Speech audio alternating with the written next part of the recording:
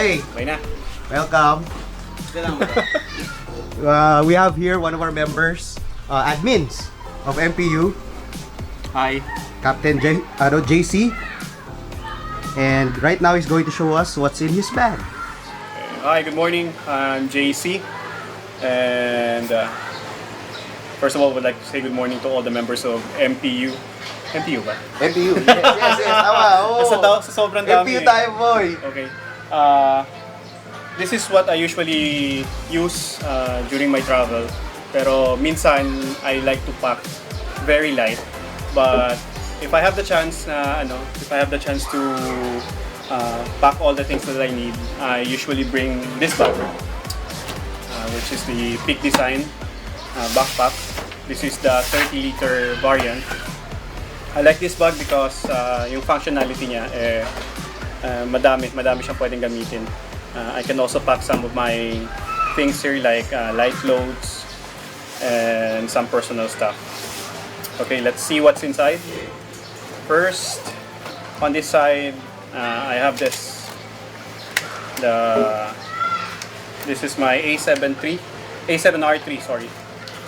A7R3 with the battery grip and the 70-200 GM. Of all my lenses, this is the least of all my lenses that I use. Least used to because of its size. Amin na lang ka. Travel. Hindi siya masyadong nagagamit eh. But whenever I shoot wildlife, I like to shoot with long lens because it's hard to get closer to the subject, like birds and some big mammals. Next is this lens, one of my favorite lenses, the 16-35 f2.8 GM. I use this for landscape, travel photos. It's very versatile because you can have a focal length from 16, which is ultra wide, and then you can also use the 35mm to shoot some environmental portraits. And then on this side,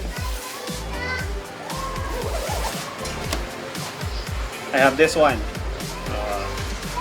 The reason why I don't use this lens a lot, this one, the 70-200, is because of this lens, the 85mm f1.4 GM. If I want to get pictures of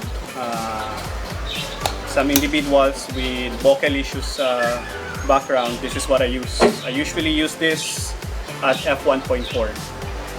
Autofocus for this one is not really that great, but it's more than enough for what I need. So this is the 85mm f1.4, and then this is the 16mm. This is the 16-35 f2.8. And then I have a second body, which is the A7 III. It also comes with a grip, and attached to it is the latest lens that I have, which is the 24mm f1.4 GM. Among all these lenses, this is my favorite lens right now. Why? Because it's really fast, it's really small, it's wide enough for all my needs, and then I can use this for portraiture because of the shallow depth of field that I get. So dun sa mga mahilig sa shallow depth of field, with the full frame sensor that this camera has, this is really a nice lens. And usually I don't bring this battery grip with me if I want to pack light. This is how it looks like kapag dinadala ko siya na for travel. So this is again the 24mm f1.4 with the A7 III. Usually I'd like to, if I use the 16-35, I use it with the A7R3 because this one has more megapixels in it. And then if I switch this to crop sensor, to crop mode, I still get about 18 megapixels of resolution. And then this will become an effective around 50 around that focal length, 50 millimeters. So from 16, I can get up to 50 millimeters if I use the crop mode on this one. So that's it. If I Ay. want to pack, Meron ka nakalimutan, Kap. ano yun? Ah, yeah.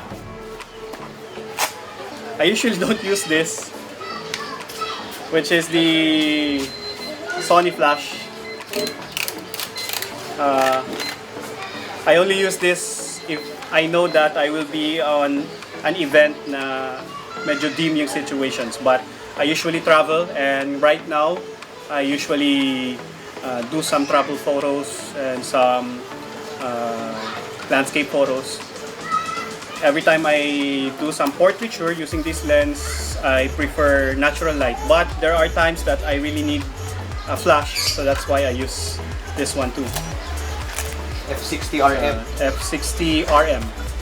So, siguro around 30% of the time, I use the flash. Kapag may mga recital yung mga anak ko, that's the time I use the flash.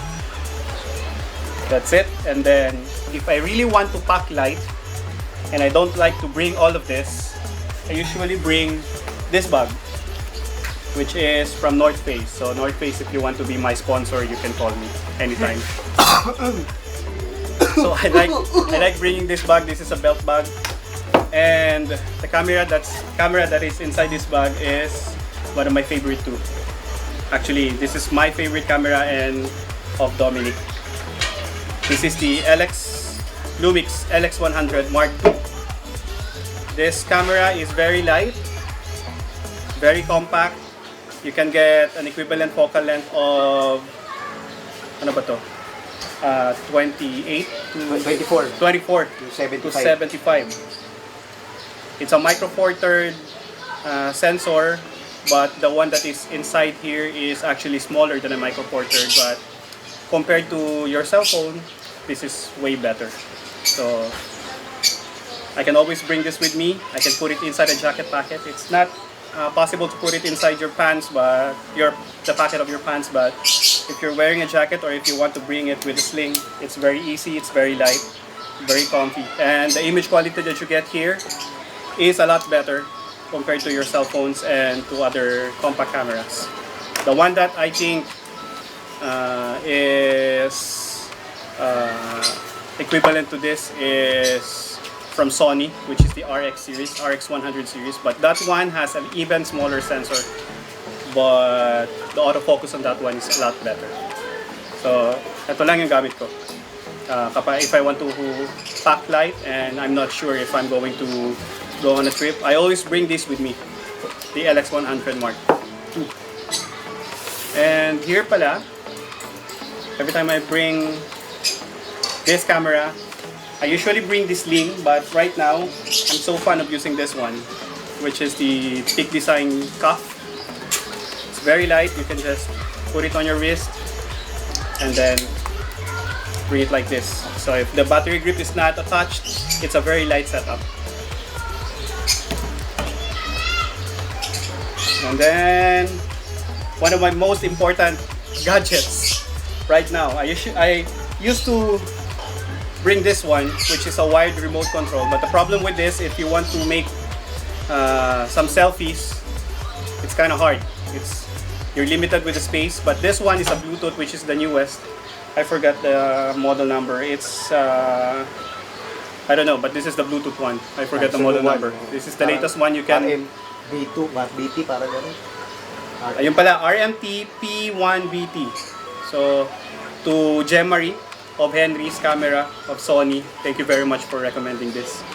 I usually do a lot of selfies, so in my IG you will see a lot of me. Medyo narcissistic naman, pero that's what I do. When I travel, I want to take pictures of myself and then show to everybody where I've been through, where I've traveled. Yun. Tapos, ang pinaka-importante sa akin when I pack this is from Johnson & Johnson's. Ito, para hindi oily yung skin. Okay? Pang selfie. Pang selfie. Hindi oily. So, for yung mga iba naka-contacts, ako ito lang yung ano ko. Para hindi Hindi oily yung skin. Ano pa ba? Yun lang naman. So these are my equipment. Some of my equipment are not here, but I usually bring this with me. If I can bring this all, I will. Sometimes when I travel, I usually miss some of the things. Like if I bring this, sometimes I think, oh, I should have brought my 16 to 35 so that I can get some wider shots. But this is enough for me for travel. The 24 to 1.4. And also for environmental portraiture, I like this one. The quality of bokeh on this one is really nice. It's really smooth. Just don't put your subjects really at the bottom of the frame so that you will not get all those distortions. But this is almost distortion free, this one. So that's why I really like it. That's it, Dom. Thank you. Again, admin JC Rage, JC Rage. Captain JC, and these are the stuff that's in his bags. Yeah. Big Design and the North Face bags. Siyang the GM master. No. Boy GM. Thank you, Yun lang. JC. Thank you. Good.